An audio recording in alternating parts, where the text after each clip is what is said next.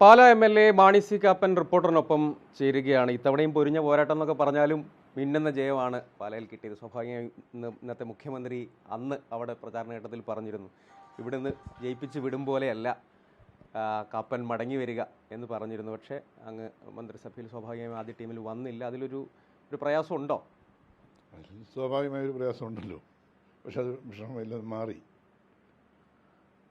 Term അടിസ്ഥാനത്തിന് adjust ചെയ്യണം എന്ന് പറഞ്ഞു. അത് ഈ ഘടകകക്ഷിയിൽ തന്നെ പെട്ട ഒരു കക്ഷിയുടെ നേതാവ് അടിച്ചൊരു ഡയലോഗിൽ നിന്നാണ് ഇത് വന്നത്. അതായത് 5 വർഷം തന്നെ ആണ് അതുമായി അങ്ങനെ ഒരു ചർച്ച ഉണ്ടായില്ല. 5 വർഷം തന്നെ എന്നുള്ള കാര്യത്തിൽ തീരുമാനമായിരുന്നു, എല്ലാം കഴിഞ്ഞിരുന്നതാണ്. അപ്പോഴാണ് ആ കക്ഷിക്ക് ഒരു മന്ത്രിസ്ഥാനമേ കിട്ടുന്നുള്ളൂ, ഈ ഒറ്റയ്ക്കുള്ളവർക്കും കൂടെ കൊടുക്കുന്നു എന്ന് പറഞ്ഞിടത്തു നിന്നാണ് ഇത് ആരംഭിച്ചത്. അപ്പോൾ കോൺഗ്രസിനൊരു അവസരമായി, അവർക്ക് ഒരെണ്ണോട് കിട്ടി. ഈ ടേം വ്യവസ്ഥ അംഗീകരിച്ചതാണോ? അതായത് അനൂപുമായിട്ടാണ്. അപ്പം അങ്ങനെയെങ്കിൽ അത് ഒഫീഷ്യലി അംഗീകരിക്കപ്പെട്ടതാണോ, ധാരണയായതാണോ? ഒഫീഷ്യലി അംഗീകരിക്കപ്പെട്ടതാണ്. എന്നോട് വിളിച്ച് ആദ്യം സംസാരിച്ചു. അപ്പോൾ ഞാനത് ആദ്യം അംഗീകരിച്ചില്ലായിരുന്നു. രണ്ടാമത് വീണ്ടും ഗവർണറുടെ അടുത്തേക്ക് പേരുകൾ കൊടുക്കാൻ പോകുന്നതിന് മുമ്പ് അനൂപും ഞാനും കൂടെ മുഖ്യമന്ത്രിയെ കാണുകയും അദ്ദേഹമായിട്ട് സംസാരിച്ച് ഞങ്ങൾ തമ്മിൽ സെറ്റിൽ ചെയ്തു. ആദ്യത്തെ ടൈം അനൂപും രണ്ടാമത്തെ ടൈം പുറത്തും. അപ്പോൾ മുഖ്യമന്ത്രി എന്നോട് പറഞ്ഞു, അതുവരെ മാന്യമായ ഒരു പോസ്റ്റ് ഞങ്ങളിവിടെ നിന്ന് അറേഞ്ച് ചെയ്ത് തന്നിരിക്കും. അങ്ങനെ ഒരു ധാരണയും കൂടി അക്കാര്യത്തിൽ മുന്നോട്ട് വെച്ചിട്ടുണ്ട്. മുന്നോട്ട് ഞാൻ വെച്ചല്ല, ഇങ്ങോട്ട് വെച്ചു.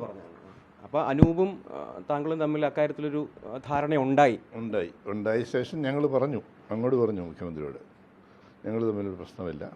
അത് അനൂപ് തന്നെയാണ് പറഞ്ഞത്. അപ്പോൾ ഞാനും പറഞ്ഞു പ്രശ്നമില്ല, സെക്കൻഡ് ടൈം ഞാൻ എഗ്രി ചെയ്തു എന്ന് പറഞ്ഞു.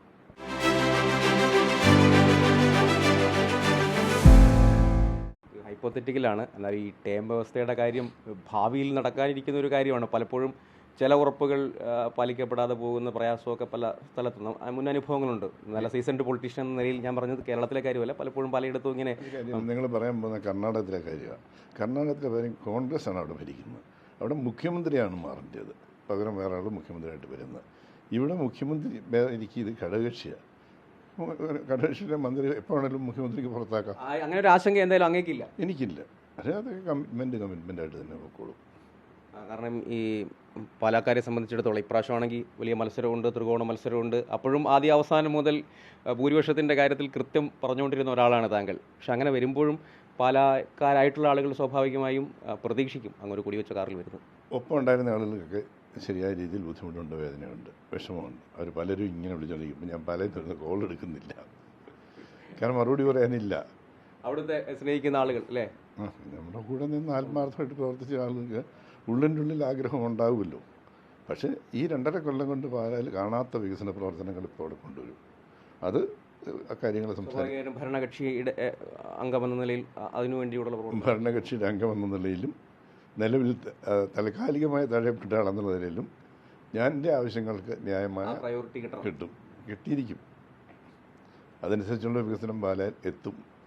ഇന്നും മുഖ്യമന്ത്രിയെ കാണാൻ പോകുന്നുണ്ടല്ലേ? ഈ വിഷയം ഉൾപ്പെടെ സ്വാഭാവികമായും വരുമായിരിക്കും. ഞാനിപ്പോൾ മുഖ്യമന്ത്രിയെ കാണാൻ പോവുകയാണ്. ഞാൻ പ്രപ്പോസൽസ് കൊണ്ടാണ് പോകുന്നത്. അത് മണ്ഡലത്തിൻ്റെ പ്രപ്പോസലാണ്. മണ്ഡലത്തിൻ്റെ പ്രപ്പോസൽ.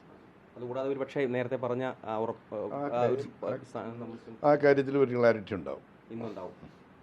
അതാണ് അദ്ദേഹം മുഖ്യമന്ത്രിയെ കാണാൻ പോകാൻ വേണ്ടി, മുഖ്യമന്ത്രി വി ഡി സതീശനെ കാണാൻ വേണ്ടി പോകാൻ ഇറങ്ങുകയാണ്. സ്വാഭാവികമായി ഈ കാര്യങ്ങളൊക്കെ ചർച്ചയാകും. അദ്ദേഹത്തിന് സംശയമൊന്നുമില്ല ടീമിൻ്റെ കാര്യത്തിൽ. അനൂപും അത് അംഗീകരിച്ചാണ്. അതായത് 2ാം ടീമിൽ അദ്ദേഹം മന്ത്രിസ്ഥാനത്തേക്ക് എത്തുമെന്ന കാര്യത്തിൽ അദ്ദേഹത്തിന് ആശങ്കയൊന്നുമില്ല. പക്ഷേ സ്വാഭാവികമായ പ്രയാസമുണ്ട് എന്ന് അദ്ദേഹം വ്യക്തമാക്കുകയുമാണ്.